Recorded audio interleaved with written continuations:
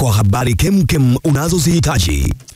Kwingineko, shirika la utafiti la African Population Health Research Center APHRC linaendeleza utafiti kuhusu elimu jumuishi kwa watoto wenye mahitaji maalum katika shule za chekechea za kawaida katika kaunti ya Kwale.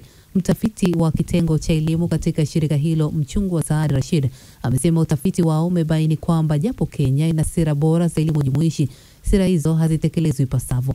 Saad ameongeza kwamba ukosefu wa mafunzo ya elimu jumuishi hasa kwa walimu wa chekechea na uhaba wa vifaa vya elimu hiyo ni kati ya vikwazo vinavyotatiza elimu jumuishi kwa watoto wanaoishi na ulemavu.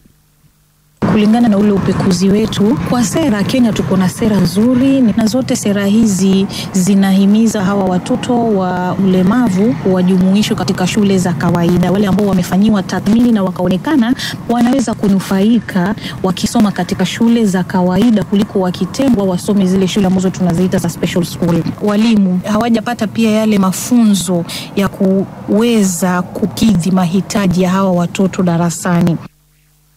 Akizungumzia swala hilo, Daktari Amani Karisa ambaye pia ni mtafiti katika shirika hilo amesema lengo la utafiti wao ni kutambua changamoto zinazokumba elimu jumuishi kwa watoto wenye mahitaji maalum sawia na kushirikiza mabadiliko.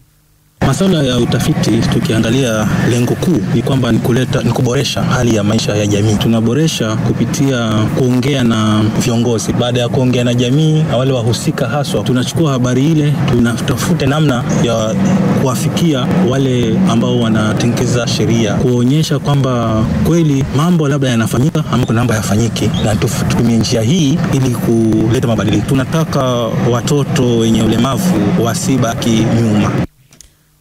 Kauli zao zimeungwa mkono na walimu wa shule za chekechea kaunti ya Kwale wakiongozwa na Christine Jefa, mwalimu ambaye pia anaishi na ulemavu wa ngozi, aliyehimiza uhusiano mwema wa wadau katika jamii kuimarisha elimu ya watoto wenye mahitaji maalum. Ni kweli upande wa kimasomo watoto disability wanapitia changamoto. Kwanza kuna hiyo kuchelewa kwa kuingia shule. Mzazi mwenyewe aidha hakubali ama hata kama amekubali anashangaa jamii itamwambiaje. Je, ataweza? Mwalimu naye atabebaje kutokubalika na huyo mwalimu mwenyewe? Mzazi anaona mtoto akifika miaka 7 ndio kidogo huyu mwanangu anaweza kwenda shule, ambapo tayari hapo ashapitwa. Huyu mtoto anayetakana kwanza chekechea anafuka na miaka 4.